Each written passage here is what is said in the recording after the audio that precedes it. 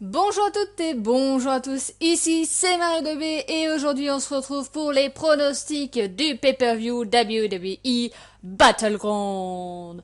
Donc j'espère que vous allez bien, moi ça va impec, j'espère que vous passez de bonnes vacances sous le soleil. D'ailleurs, s'il pouvait pleuvoir un petit peu ou faire un petit peu plus frais, ça on dirait pas non parce que là c'est canicule 2000.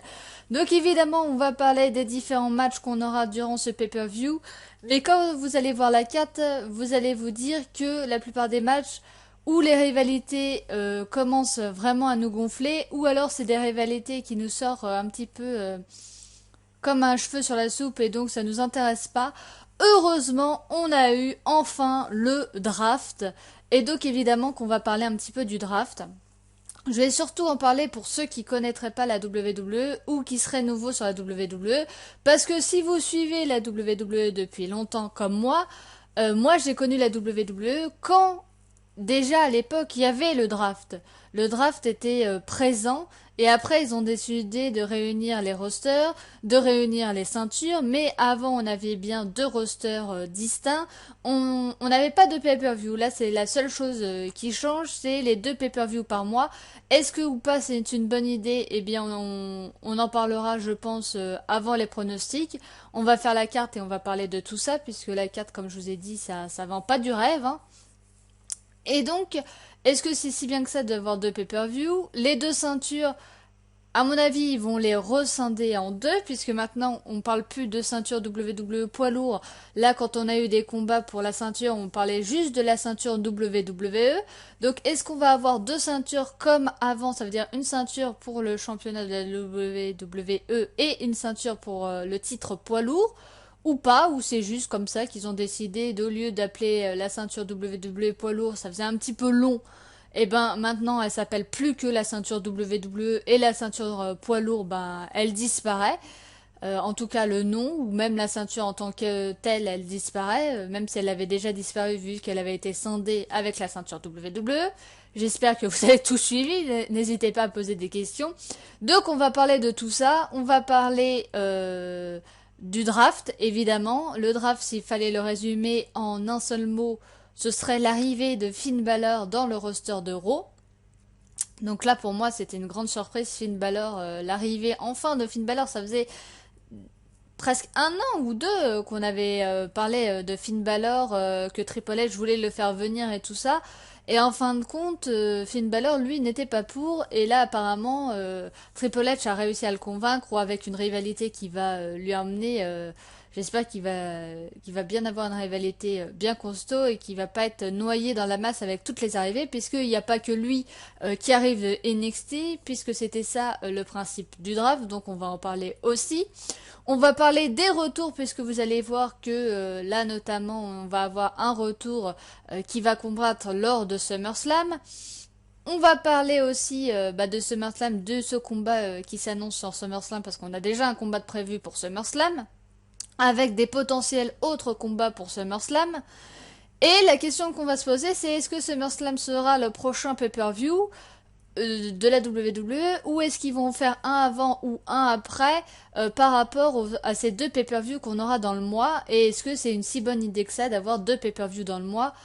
On va répondre à ça évidemment dans cette vidéo, mais avant tout ça je vous montre la carte et vous allez voir que le draft est beaucoup plus intéressant et ce qui se passe autour est beaucoup plus intéressant que cette carte.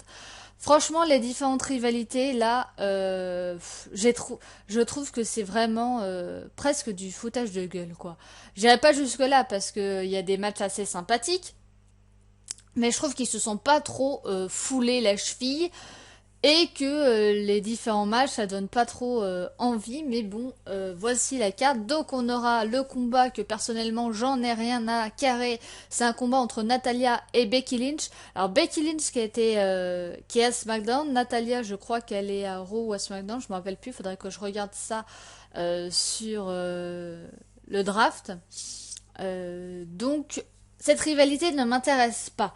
J'ai pas compris pourquoi la dernière fois, quand elles étaient en équipe et qu'elles ont perdu, Natalia s'est prise à Becky Lynch. Alors, à moins que ce soit pour mettre Becky Lynch en avant avec la popularité de Natalia, parce que c'est quand même, ça reste quand même une art.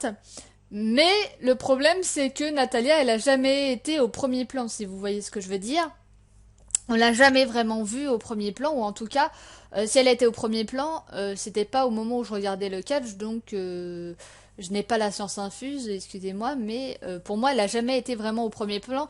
Donc je trouve qu'elle a pas assez, si en tant que non, en tant que Natalia Hart, mais en étant la nièce de Bret Hart et tout ça, la famille Hart, oui, là, elle a du poids, mais si on fait ça juste par rapport à son nom, je trouverais ça dommage. Et Becky Lynch, bah, malheureusement, elle était dans l'ombre de Charlotte et de quand elle était avec les PTP.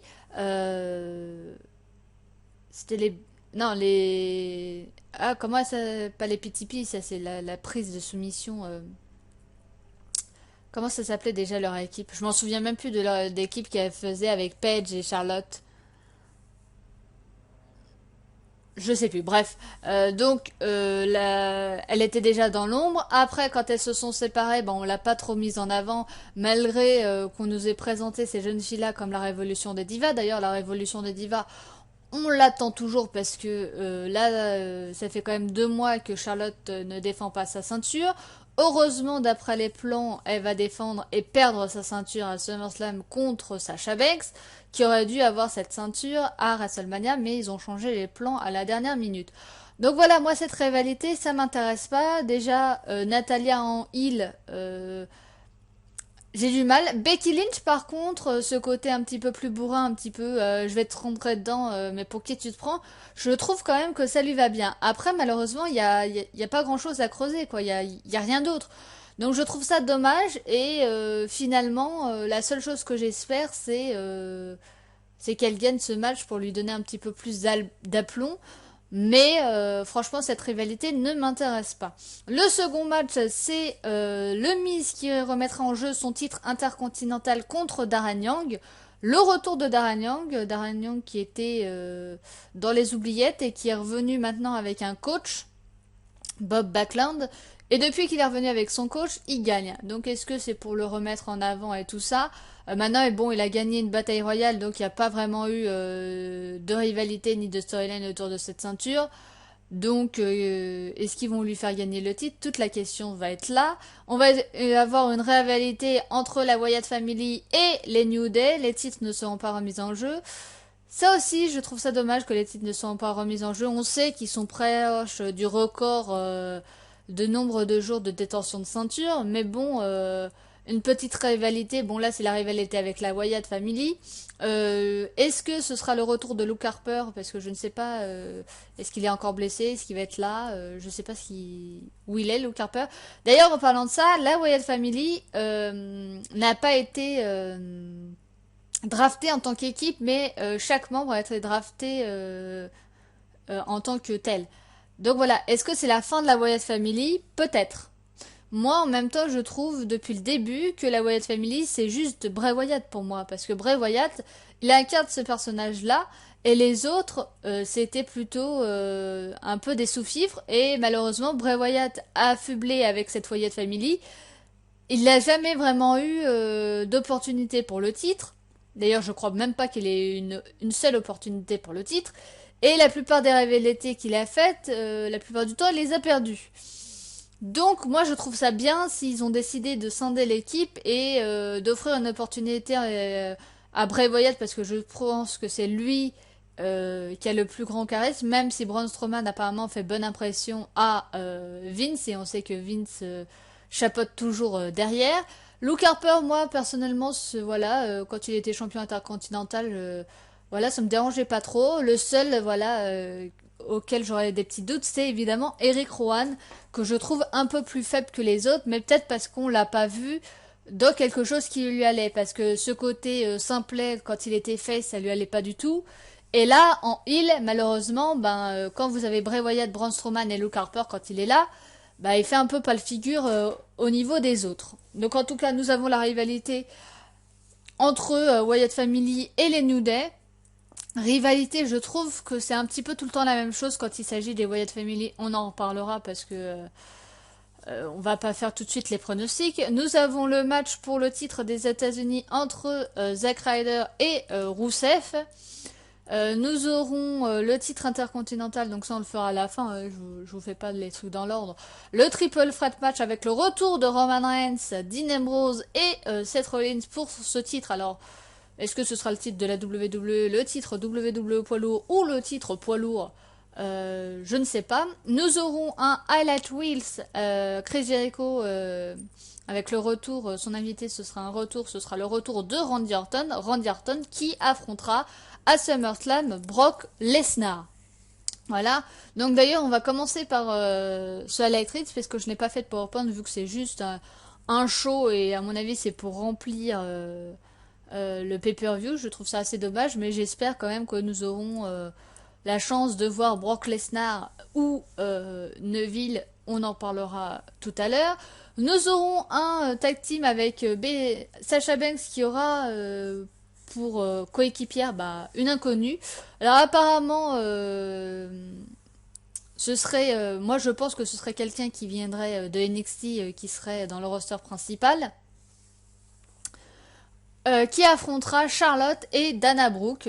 Charlotte qui ne remet toujours pas en jeu sa ceinture de championne. Alors c'est plus une championne des divas, c'est championne tout court, championne féminine, voilà. Donc moi je pense que ce sera quelqu'un qui viendra de NXT ou alors un retour. Par exemple le retour de Brie Bella, non parce qu'elle est partie avec Daniel Bryan. Peut-être le retour de Nikki. Bella parce qu'on sait que normalement elle pourrait être de retour. Après pourquoi Nikki Bella je ne sais pas, pourquoi pas.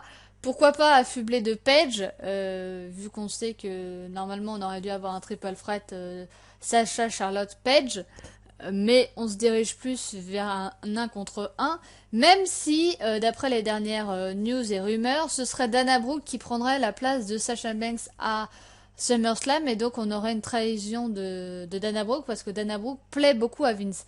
Maintenant je trouverais ça assez illogique que ça se fasse là dans le dernier mois parce que SummerSlam c'est au mois d'août, fin août je crois. Ça ferait assez ric-rac pour qu'on ait une dispute entre les deux en un mois seulement. Je trouverais ça dommage d'avoir pas plus monté la rivalité. Mais pourquoi pas. Nous aurons un tag team avec John Cena qui a fait son retour d'ailleurs il n'y a pas si longtemps que ça. Affublé de Soft. Et le club. Donc là franchement cette rivalité, heureusement ça va se finir à SummerSlam. Ce sera leur dernier combat entre AJ Styles et John Cena. Mais moi cette rivalité voilà ça... J'ai pas été enthousiasmée, je suis jamais rentrée dedans. Et donc là que ça continue avec Soft et le club. Le club, franchement, c'est du n'importe quoi. Pour moi, le club, moi j'avais entendu parler du club quand ils étaient annexés et apparemment ça n'a rien à voir avec ce qu'ils en font là quand ils sont à Raw. Donc peut-être la seule chose qui va sauver, c'est Finn Balor, puisque c'est lui la tête pensante du club, c'est lui normalement le numéro un du club. Donc est-ce que va y avoir une rivalité Finn Balor contre AJ Styles pour savoir qui va diriger le club? Le problème, c'est qu'apparemment, on est plus, les plans, c'est plus une rivalité Randy Orton, Finn Balor. Ou est-ce que, je ne sais pas. Franchement, là, cette rivalité, moi, ça m'impressionne pas. Et le problème, c'est ce qu'ils font de John Cena en ce moment. Je sais pas ce qui leur arrive de faire en sorte que John Cena soit moins puissant et tout ça. Parce que ça rend les matchs mais totalement chiants et totalement la même chose quoi. On a l'impression de voir 36 000 fois le même match parce que c'est tout le temps la même construction. C'est tout le temps John Cena qui se fait dominer de la tête et des épaules et à la fin c'est tout le temps John Cena qui gagne. Bah, c'est bon, on a compris quoi. Vous pouvez faire autre chose quoi. Donc voilà, ça, moi, ça me dérange un petit peu que John Cena soit là en train de faire, ah, j'en peux plus, je suis pas assez fort, je suis plus le John Cena comme j'étais avant.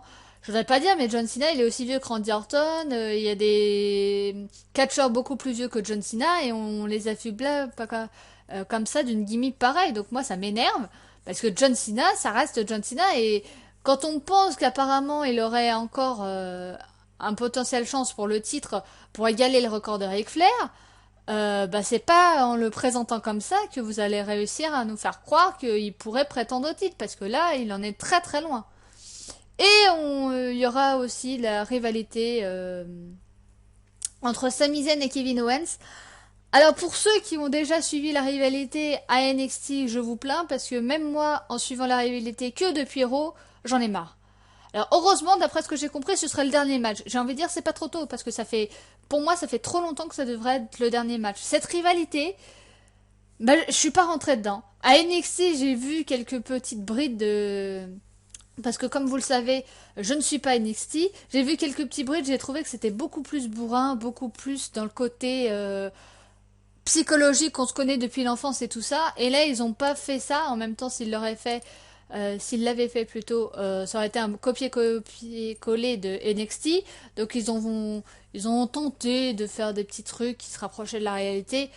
Mais voilà, on n'y croit pas 2 secondes. Et moi, cette rivalité, ça me gonfle. Bref, comme vous pouvez le voir, la carte, je trouve voilà que c'est une carte d'avant-draft. Et qu'en fait, je pense que la WWE a tout misé sur le draft. Donc, on va parler du draft avant de parler de Randy Orton et de Chris Jericho. Donc, le draft. Pour ceux qui savent pas et qui pensent, ça, je parle aux gens qui regardent la WWE que depuis quelques semaines, voire quelques mois. Donc, pour tous ceux-là qui pensent que le draft, c'est une idée originale que scinder le roster en deux, c'est une idée originale. Ben en fait, pas du tout, puisque moi, quand je regardais la WWE, il y avait déjà le draft. Et il y avait déjà des shows spéciales Raw. Oui, ça se passait à Raw, où en fait vous aviez un combat entre Raw et SmackDown, et le gagnant pouvait drafter quelqu'un de Raw dans son roster à lui à SmackDown. C'était assez bien parce que ça nous donnait des rivalités. En plus, pour les Survivor Series, eh ben c'est tout fait. Vous faites Team Raw contre Team SmackDown. Ça, non, on l'avait vu avec Teddy Long qui représentait la Team SmackDown et Team Raw. Je me rappelle plus trop qui représentait la Team Raw. Mais vous aviez souvent à Survivor Series, Team Raw contre Team SmackDown. Et c'était pour voir qui allait montrer la supériorité de son roster. À noter que pour à Raw, nous aurons Stephanie McMahon et Mick Foley qui seront en charge de Raw. Et à SmackDown, nous aurons Daniel Bryan. Voilà, le retour de Daniel Bryan. Et évidemment, Shane. Donc, je pense que SmackDown va prendre un peu plus d'importance puisque SmackDown était un petit peu à la traîne ces derniers temps. 3 heures à Raw, 2 heures à SmackDown. Maintenant, SmackDown a lieu le mardi. Aux États-Unis, Raw a lieu le lundi et c'est en direct. Donc, comme ça, vous pouvez suivre. Mardi, vous faites Raw. Mercredi, vous faites SmackDown. Donc, ce qui est assez sympathique. Comme ça, vous n'êtes pas obligé d'attendre le vendredi. Et donc, maintenant, j'ai remarqué, ça fait plusieurs semaines qu'on parle plus que de titres WWE. Donc, faut savoir que quand il y avait les deux rosters qui étaient scindés, vous aviez 2 ceintures. Vous aviez une ceinture WWE et une ceinture poids lourd. Et on a eu la réunification des ceintures avec un titre. Ça veut dire que le gagnant repartait avec la ceinture WWE poids lourd. Et après, au lieu d'avoir 2 ceintures, eh ben, ils ont décidé de scinder la ceinture en une seule pour avoir un seul champion incontesté qui, pour moi part, était une plutôt bonne idée. Et là, ces derniers temps, ils parlent plus que de ceinture WWE. Donc, est-ce qu'ils vont rescinder la ceinture en deux? Moi, personnellement, je ne pense pas. Je pense qu'on aura un seul champion WWE et qu'en fait, la ceinture maintenant ne va plus s'appeler que ceinture WWE et plus ceinture WWE poids lourd.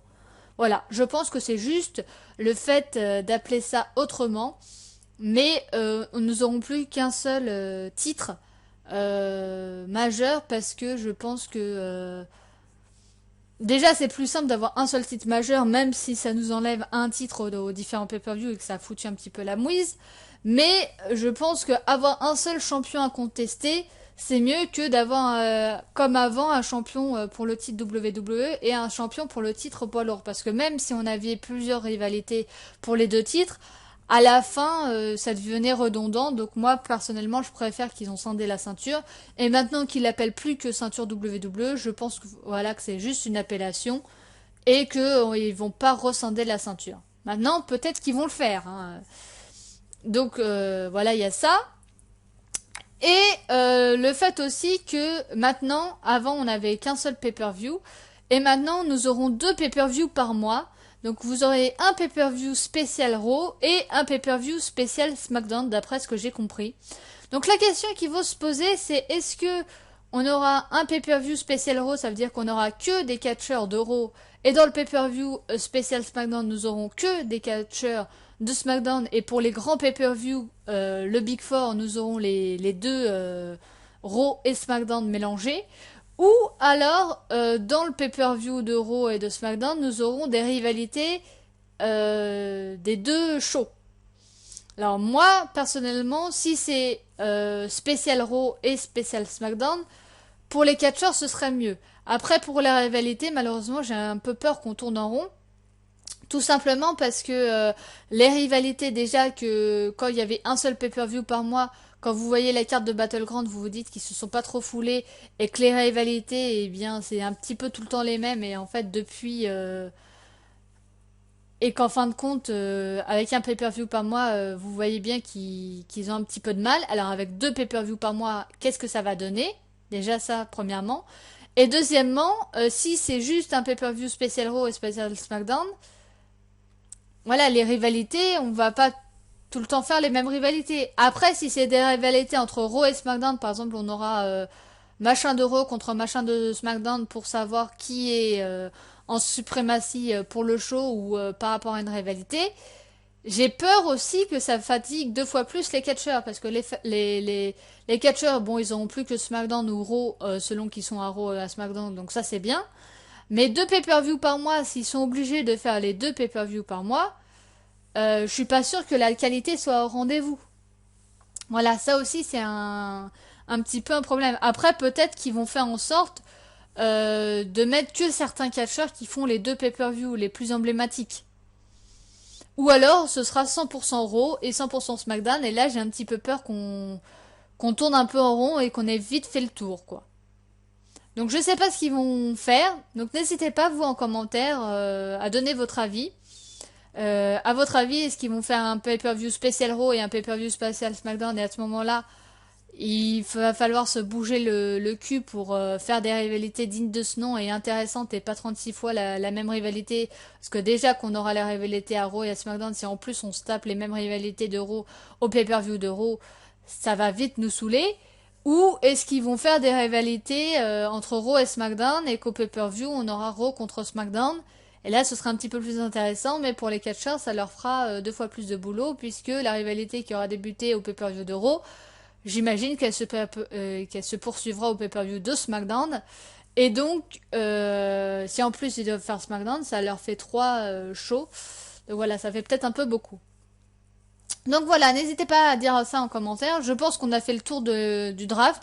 Je vous l'ai dit, pour moi le draft ça se résume en un seul mot, Finn Balor, l'arrivée de Finn Balor dans le roster de Raw. Franchement, j'attends son arrivée. Donc ça m'étonnerait qu'il le fasse arriver durant ce pay-per-view là à Battleground. Par contre, pour le pay-per-view SummerSlam, c'est presque sûr à 100% que nous aurons Finn Balor. Et alors là, Finn Balor dans un show, moi je suis pour. Qu'importe sa rivalité, je suis pour à 100%. Donc on va commencer ces pronostics et après 20 minutes de blabla, on fait de mieux en mieux.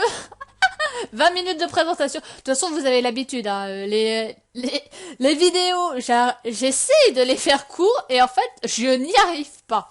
Donc on va commencer par le highlight reel parce que je n'ai pas fait de PowerPoint pour le highlight reel, c'est juste un show. Chris Jericho qui aura pour invité le retour de la Viper Wendy Orton. Donc moi personnellement, je suis contente de voir Randy Orton le retour.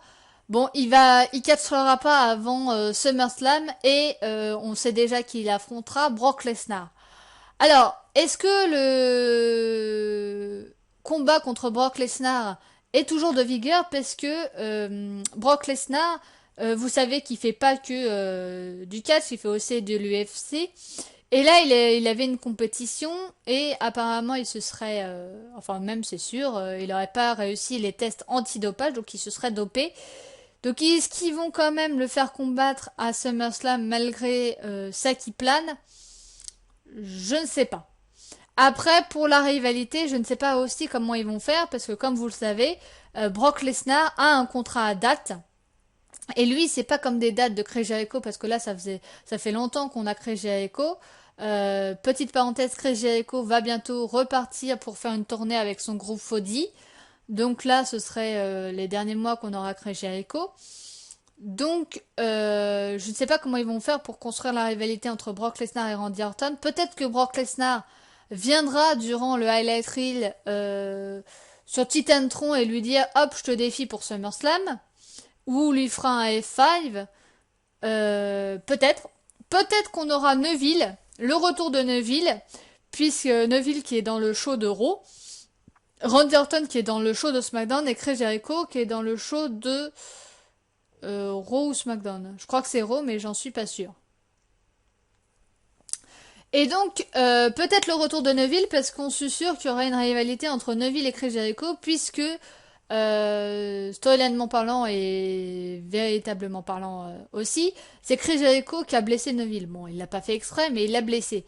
Donc, storylinement parlant, Neville reviendrait pour se venger du fait que Chris Jericho l'aurait mis sur la touche pendant X mois. Donc pourquoi pas Neville dans ce Highlight Reels. En tout cas, moi j'attends de voir une intervention.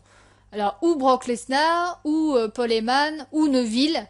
En tout cas, j'attends de voir l'un de ces trois personnages pour qu'il se passe quelque chose. Parce que si c'est juste Randy Orton qui dit qu'il est content de revenir et qui fout un RKO à Chris Jericho parce que c'est Randy Orton et qu'il en a rien à foutre, ça va être léger. Pourquoi pas AJ Styles, puisque on parle que la rivalité entre Brock Lesnar et Randy Orton ce serait juste un one shot pour SummerSlam et qu'après Randy Orton se dirigerait vers une rivalité contre AJ Styles. Maintenant, comme AJ Styles, sa rivalité à John Cena va jusqu'à SummerSlam et apparemment SummerSlam ce serait le dernier combat entre les deux. Ça fait peut-être un peu tôt pour émisser une prochaine rivalité, parce que là, ça voudrait vraiment dire que c'est fini entre John Cena et AJ Styles. En même temps, moi, ça me dérange pas, puisque j'ai jamais été fan de cette rivalité, je suis jamais rentrée dedans. Donc, que ce soit la fin ou pas, voilà. Après, ça fait peut-être un peu tôt si AJ Styles arrive avec le club pour tabasser Randy Orton et que... quoique, ça pourrait faire une preview au match. Voilà. Si le highlight reel c'est avant le match John Cena contre AJ Styles, si à un moment donné t'as AJ Styles qui arrive pour détruire Randy Orton et que John Cena vient aider son ami Randy Orton, parce que dans la vraie vie ils sont vraiment amis, et ça pourrait faire un petit teasing de ce qui va se passer dans le match, et qu'après t'arrives le club et t'arrives l'équipe soft et qu'après on est obligé de les séparer jusqu'à leur match, ça pourrait faire un petit teasing. Pourquoi pas? Maybe, maybe. Donc on passe au premier match que je vais spéculer. Donc comme d'habitude je vous ai pas fait de PowerPoint. D'ailleurs n'hésitez pas à me dire en commentaire si les PowerPoint ça... Vous voulez que je continue à faire des PowerPoint avec juste les images, ou si vous préférez que je fasse des vidéos facecam avec des notes, puisque là les PowerPoint je les fais plus, je fais juste des images, et là comme en plus il y aura 2 pay-per-view par mois, je ferai 2 fois plus de vidéos pour les pronostics et pour les bilans. Donc j'aurais plus le temps de faire les PowerPoint. Déjà qu'avant j'avais plus le temps, ça fait longtemps que je vous fais plus des PowerPoint, que je vous mets juste les images. Donc n'hésitez pas à me dire en commentaire si vous préférez que je fasse les vidéos en facecam. Voilà. Donc le match entre Becky Lynch et Natalya. Rivalité, personnellement, j'en ai rien à faire. Si on fait ça juste par rapport au nom de Natalya Hart pour donner un peu plus de crédit à Becky Lynch, ça m'énerve. Et en plus, Daniel Bryan l'a présenté contre la meilleure diva, même si le terme n'existe plus aujourd'hui. Peut-être que ça voulait dire qu'elle va avoir un push, j'ai envie de dire c'est pas trop tôt, et qu'elle va gagner contre Natalya. Moi personnellement j'espère qu'elle va gagner contre Natalya, que Natalya avec son expérience et son nom va se servir de ça pour mettre Becky Lynch en avant, même si je trouve ça dommage. Mais pour moi, Becky Lynch n'est pas du tout la meilleure lutteuse de la division féminine. Becky Lynch, on ne l'a pas vue. Et je trouve ça assez dommage parce qu'elle a l'air d'être douée et tout ça. Elle fait quand même des choses pas trop dégueulasses sur un ring. Le problème, c'est que il y a jamais eu de truc construit avec elle et que j'ai l'impression que c'est une fille lambda, quoi, alors que c'est Becky Lynch. Donc voilà, moi ça me dérange. Mais je vais dire Becky Lynch en pronostic, même si je trouverais ça dommage qu'on se serve du nom de Natalia et de son expérience pour mettre en avant comme ça Becky Lynch. Surtout de son nom. Parce que voilà, ça me dérange. Voilà, je pourrais pas vous expliquer pourquoi, mais ça me dérange. Donc on passe au second match. Le Miz qui remettra en jeu son titre intercontinental. Bah, c'est le seul durant ce pay-per-view avec le titre WWE qui va être remis en jeu. Voilà, ça aussi, je trouve pas ça normal que. Alors j'espère que quand il y aura deux shows de pay-per-view, qu'on aura toutes les ceintures qui seront remises en jeu. Parce que ça aussi, ça commence légèrement. Ah oui, le titre des États-Unis, j'avais oublié, mais bon. Ça, c'est parce qu'il n'y a pas eu de rivalité comme à chaque fois. Donc le Miz qui remettra en jeu son titre contre Darren Young. Donc le retour de Darren Young, c'est vrai que depuis qu'il est avec Bob Backlund, ben il gagne. J'ai envie de dire, ouais, pourquoi pas. Moi, je pense qu'il n'a pas besoin de Bob Backlund pour gagner.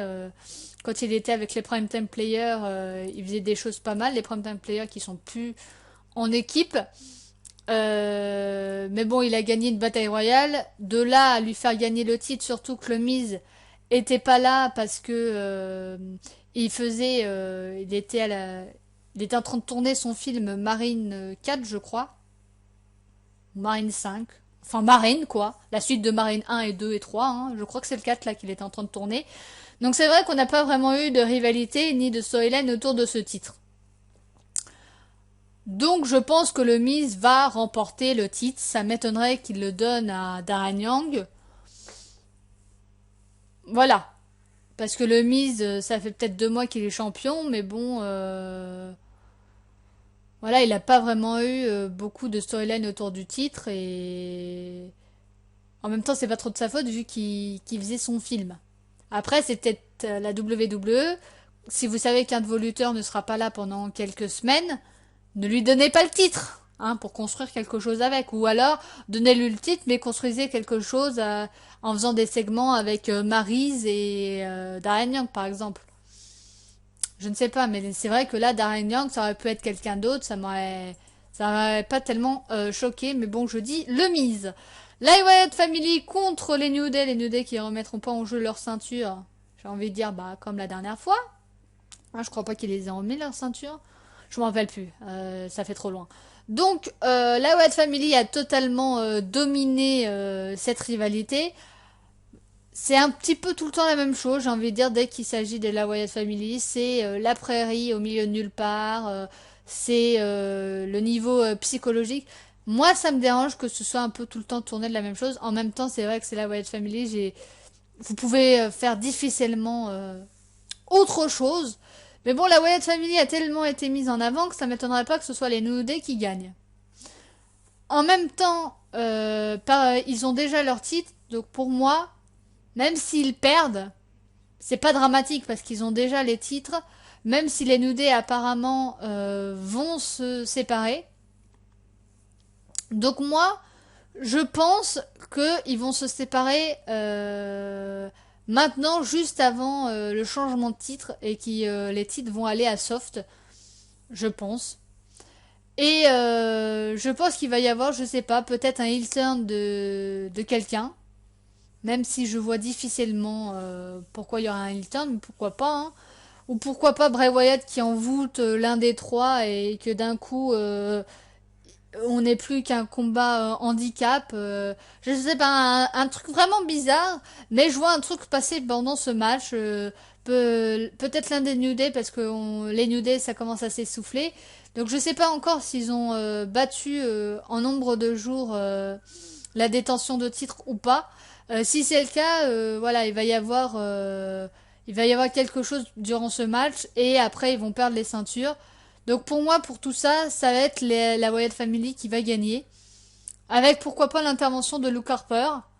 Et quelque chose qui se passe avec les New Day.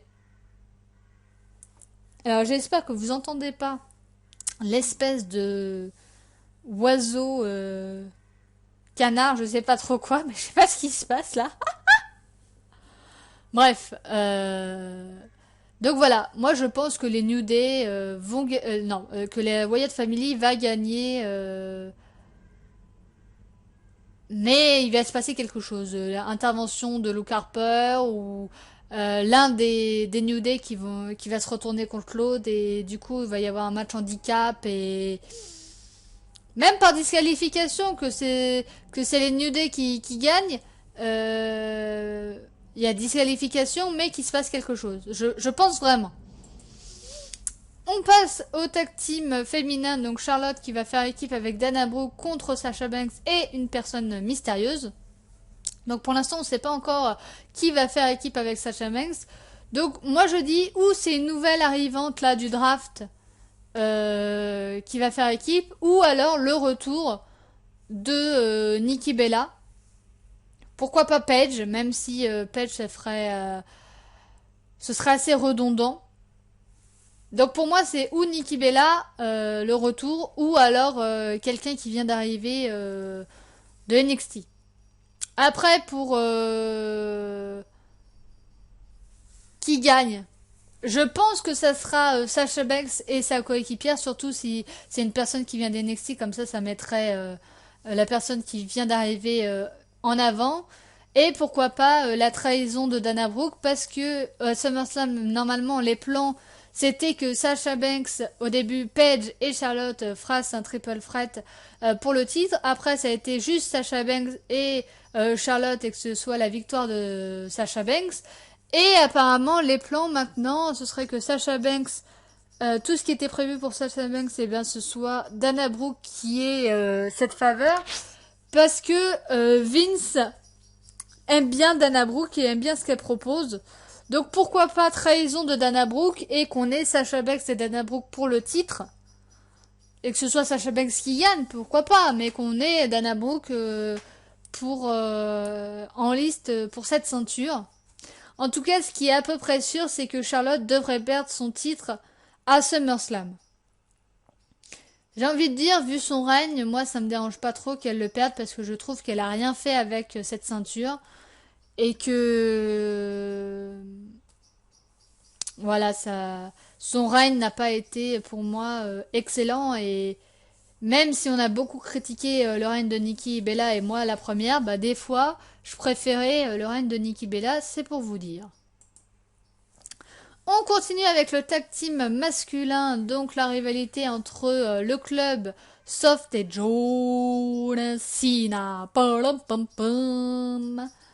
Donc John Cena qui avait commencé sa rivalité avec AJ Styles. Le club s'en est mêlé, bon jusque-là pas trop de problèmes. Après ça a été du revu et du re-revu, c'est ça qui m'énerve. C'est toi John Cena, personne tête parce que justement t'es John Cena. Bah on a ça depuis 15 ans que John Cena il est pas beaucoup aimé parce que justement c'est John Cena. Et là on fait venir l'équipe soft, alors pourquoi? J'en sais rien. Et du coup peut-être parce que John Cena met en avant les jeunes malgré tout ce qu'on peut dire. Du coup nous avons Soft et John Cena d'un côté contre le club de l'autre. Autant vous dire que j'espère que ce sera John Cena et l'équipe Soft qui va gagner. Parce que le club, j'arrive pas à y croire. Le seul auquel j'arrive à y croire, c'est AJ Styles. Mais depuis que AJ Styles est heel, avec cette attitude de heel, je peux pas m'en sortir tout seul, il me faut le club pour gagner mes matchs. Voilà, ça m'énerve. Alors, peut-être qu'on aura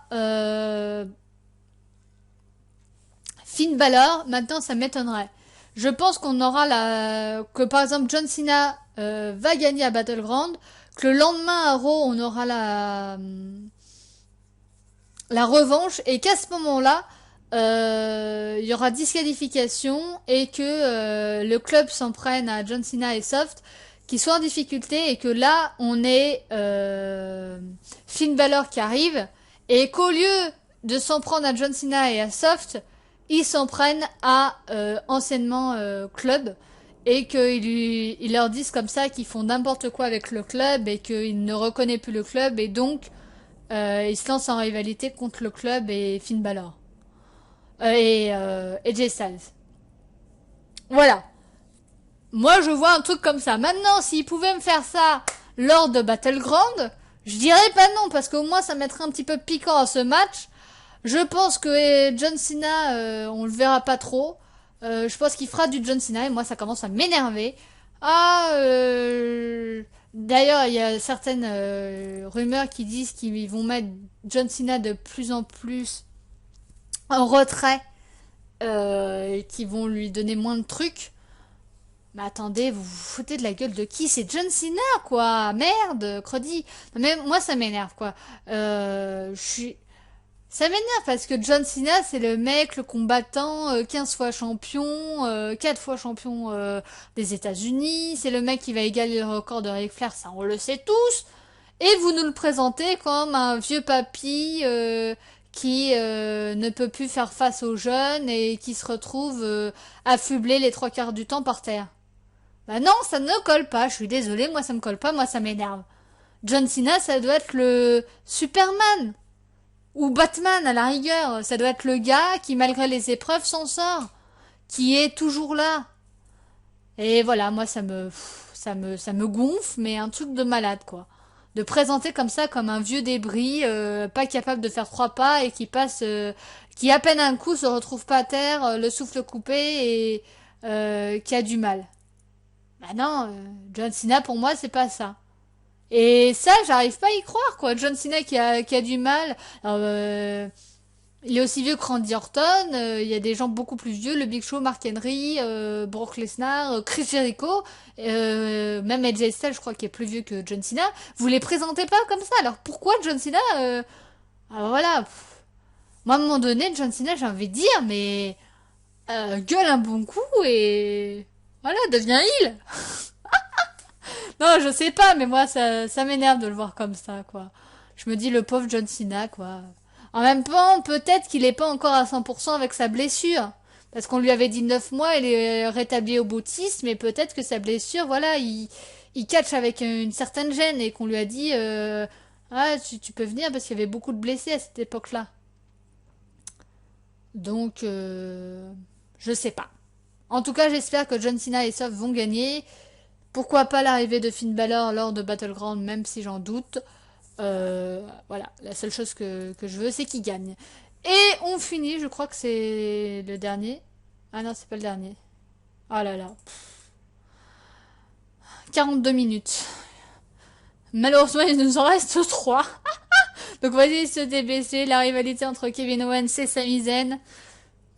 Voilà, toute la réponse est là. Je n'en peux plus cette rivalité. Alors je n'imagine même pas ceux qui ont suivi cette rivalité à NXT.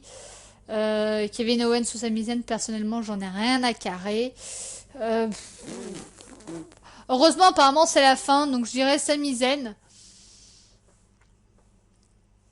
Voilà, je dirais Sami Zayn pour la fin, pour que ce soit un face qui gagne à la fin. Mais heureusement que c'est le dernier combat. Enfin, j'espère que c'est le dernier, parce que là, personnellement, j'en ai marre. Donc je dirais Sami Zayn, mais sans grande conviction. Le match pour le titre des États-Unis, alors là, ça va être simple, ça va être Rusev contre Zack Ryder. Bon, bah, Rusev qui gagne par soumission, ça, on le connaît, c'est simple. Voilà, on passe au suivant. Voilà, j'ai pas grand-chose à vous dire, je sais même pas pourquoi Zack Ryder. Quoique Zack Ryder, là, on essaie, j'ai l'impression qu'on lui met un petit push. Mais bon, on a l'habitude, quoi. Il a été champion intercontinental une fois. C'est pas parce qu'il a changé de musique d'entrée qu'on va lui donner le titre. Bon, là, on lui donne l'opportunité au titre, c'est déjà pas mal. Mais pour moi, Rusev va gagner et Rusev va conserver son titre des États-Unis. Et on finit, ah, ça y est, c'est la fin, par le titre WWE, le triple threat match entre Roman Reigns, Dean Ambrose et Seth Rollins. Alors là, ce qui m'énerve lors de cette rivalité, bon, c'est qu'on n'ait pas eu Roman Reigns. Alors pourquoi on n'a pas eu Roman Reigns? Parce qu'il a subi un test antidopage et que malheureusement, il ne l'a pas réussi. Donc c'est pour ça qu'on l'a mis sur le carreau, parce qu'il avait 60 jours, je crois, de vacances forcées. Hein, 60, 60 ou 90, je me rappelle plus. Je crois que c'était que 60. Euh, pardon. je m'étouffe. Ça, c'est parce que j'ai parlé trop longtemps. Donc, on a une rivalité. La rivalité s'est concentrée entre Dean Ambrose et Seth Rollins avec un match pour savoir si John Cena allait être le 4e membre. Donc, non. Après, on a eu un match entre Dean Ambrose et... On en a même eu 2. Dean Ambrose et Seth Rollins pour savoir qui allait être le champion. Mais non, mais ne faites pas ça à SmackDown quelques jours avant le pay-per-view. Surtout que Dean Ambrose a gagné. On le savait qu'il allait gagner, c'était prévu qu'il affronte les 3 là. Alors pourquoi vous nous faites croire que Seth Rollins a une chance de remporter le titre? La bonne nouvelle, c'est qu'apparemment ils veulent que Seth Rollins soit face.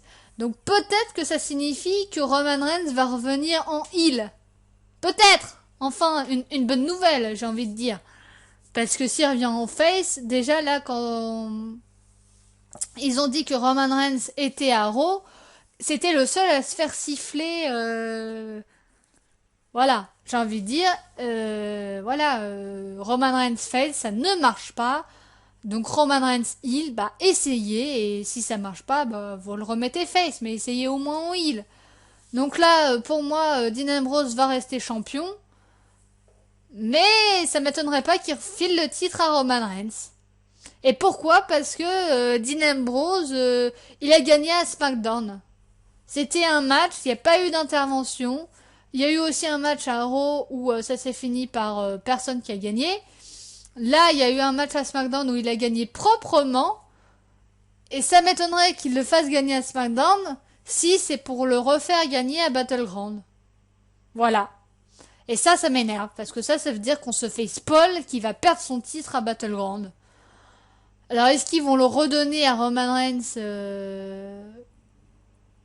Je ne sais pas. Est-ce que on va avoir 2 champions, à savoir Dean Ambrose et Roman Reigns? Donc un champion pour SmackDown et un champion pour Raw. Je ne sais pas, Seth Rollins, ça m'étonnerait. Personnellement, Seth Rollins, ça m'étonnerait. Mais là, s'il gagne à Battleground alors qu'il a gagné à SmackDown et qu'il y a eu no contest à Raw, voilà, ça... Pour moi, il va pas gagner Battleground. Même si ça fait qu'un mois qu'il est champion. Et moi, ça m'énerve parce qu'il y a rivalité Shield. C'était une bonne idée avant, maintenant c'est beaucoup trop tard, rivalité Shield. Moi, personnellement, ça me gonfle cette rivalité. Et vu qu'ils l'ont fait gagner à SmackDown, pour moi, ça veut dire qu'il va perdre à Battleground. Et ça m'énerve, parce que si c'est le cas, bah, on s'est fait du spoil le fait qu'il allait perdre son titre. On le fait gagner à SmackDown, mais on te fait perdre à Battleground. Ça a été qu'un champion intérimaire, en attendant que Roman Reigns revienne de son test, de sa suspension pour le test qu'il a subi et qu'il a échoué. Donc voilà, pour moi, il va perdre et Roman Reigns va redevenir champion. Ou alors il gagne et Roman Reigns devient heel. Ça m'étonnerait. Ou alors, il y a 2 titres et ce sera Roman Reigns et Dean Ambrose. Je ne sais pas. Mais ce serait étonnant que Dean Ambrose ressorte champion. Voilà. Et ça m'énerve. Voilà, je vous le dis, moi ça m'énerve.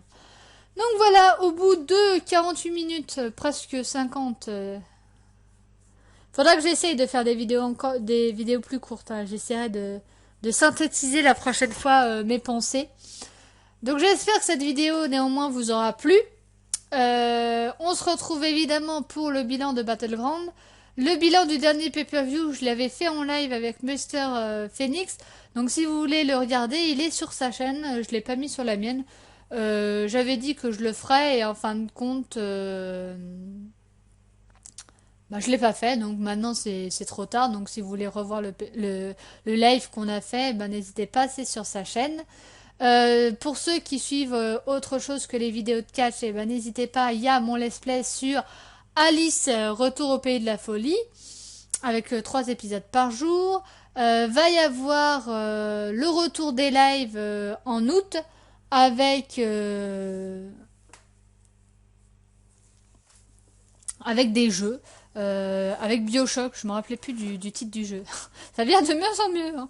Avec BioShock Infinite. Après, nous aurons les DLC d'Alan Wake qu'on avait mis de côté.